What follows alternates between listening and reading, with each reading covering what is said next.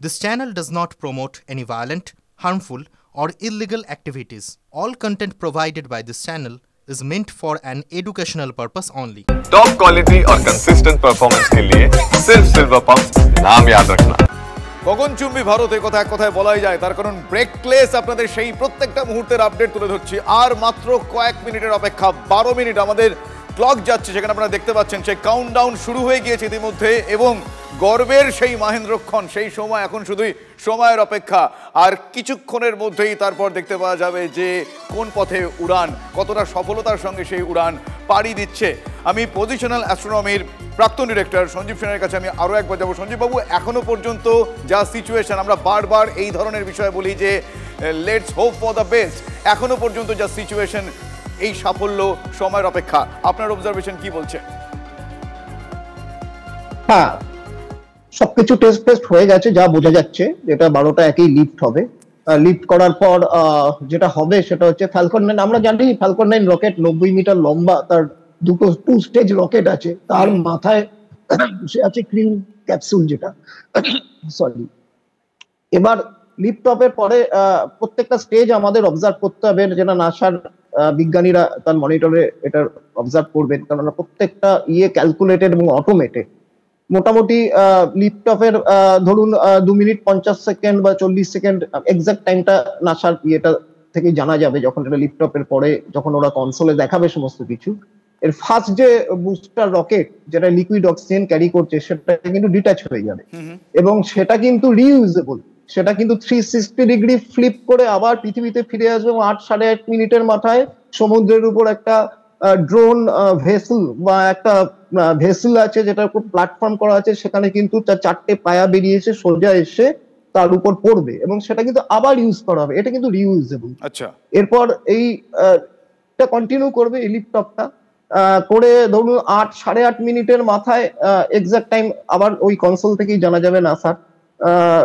এর সেকেন্ড যে booster rocket, সেটা কিন্তু রকেট গ্রেডেড কেরোসিন RP1 নামক এক ধরনের ফুয়েল ইউজ করা হয় এখানে, মানে কেরোসিনের একটা উন্নত সংস্করণ, যেটা লো কস্ট এবং ইজি টু হ্যান্ডেল। সেই জন্য এই RP1 রকেট গ্রেডেড কেরোসিন বা রকেট উপযোগী কেরোসিন এই ফুয়েল হিসেবে ইউজ করা হয়। সেকেন্ড ফেজ বুস্টারে কিন্তু এই ফুয়েলটা কাজ করবে, এবং করে এটাকে অরবিট ইনসার্শন করবে প্রায় 8-8.5 মিনিটের মাথায়।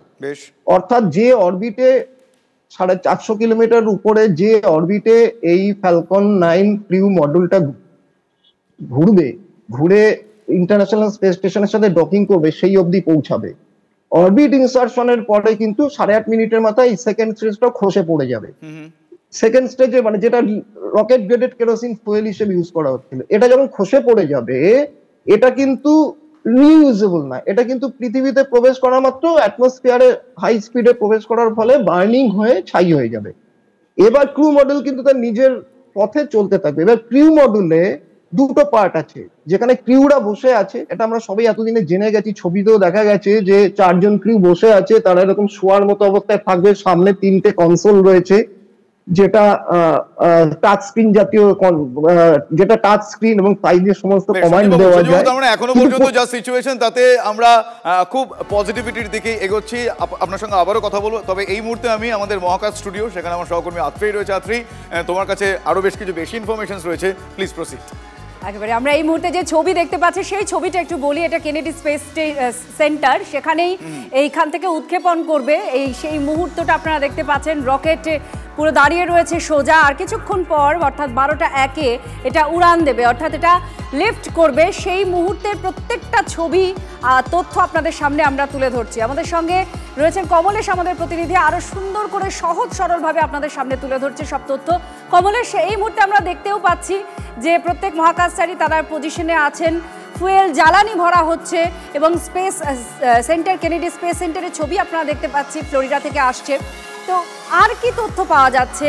একটু একটু একটু করে তো 12টা 1-এর দিকে ঘড়ির কাঁটা এগোচ্ছে।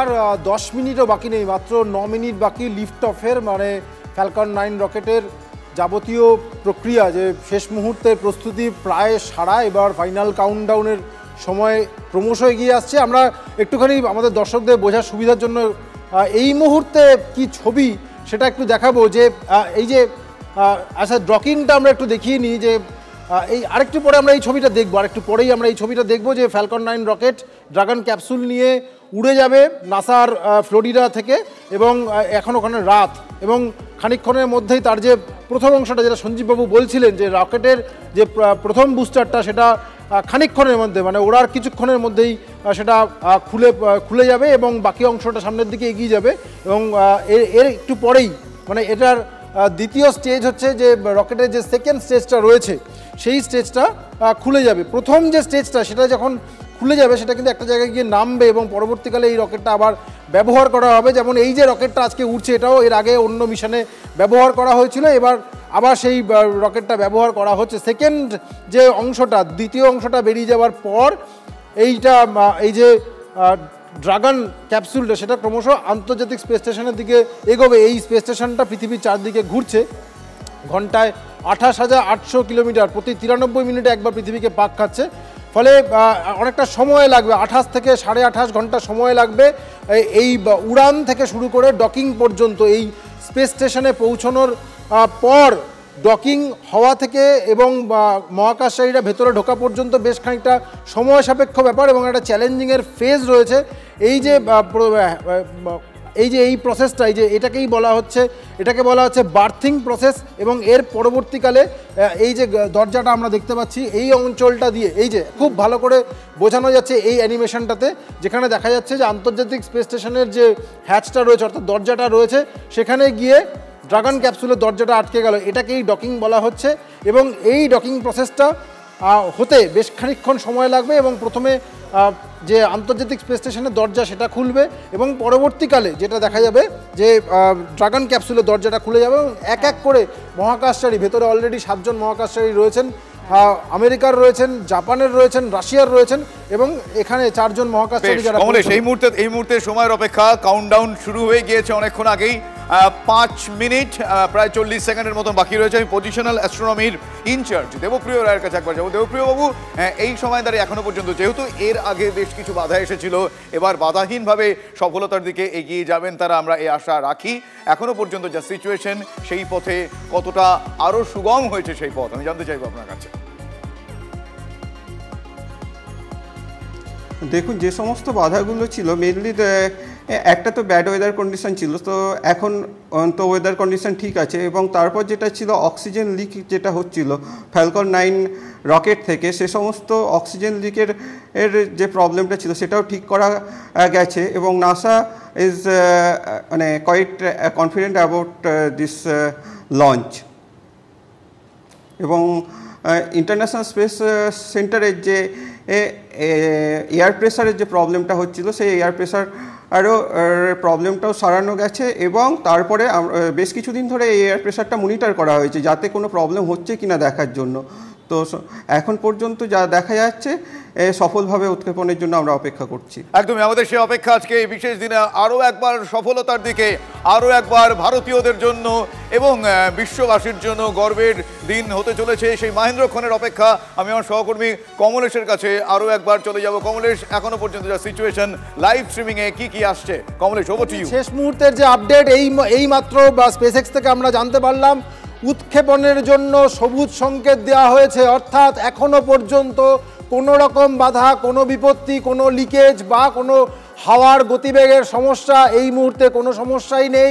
উৎক্ষেপণের জন্য সবুজ সংকেত দেওয়া হয়েছে। AX4 অর্থাৎ axiom 4 mission is go for launch, এই বার্তা স্পেসএক্সের তরফে দিয়ে দেওয়া হয়েছে। অর্থাৎ ইতিহাস তৈরিতে দেখো এই ধরনের মিশন প্রায়ই হয় মহাকাশযানে, মানে আন্তর্জাতিক স্পেস স্টেশনে পৌঁছানো। এই ঘটনাটা নাসার ক্ষেত্রে, রাশিয়ার ক্ষেত্রে এগুলো খুব সাধারণ ঘটনা, কিন্তু ভারতের ক্ষেত্রে 41 বছর পরে এই ঘটনাটা ঘটতে চলেছে।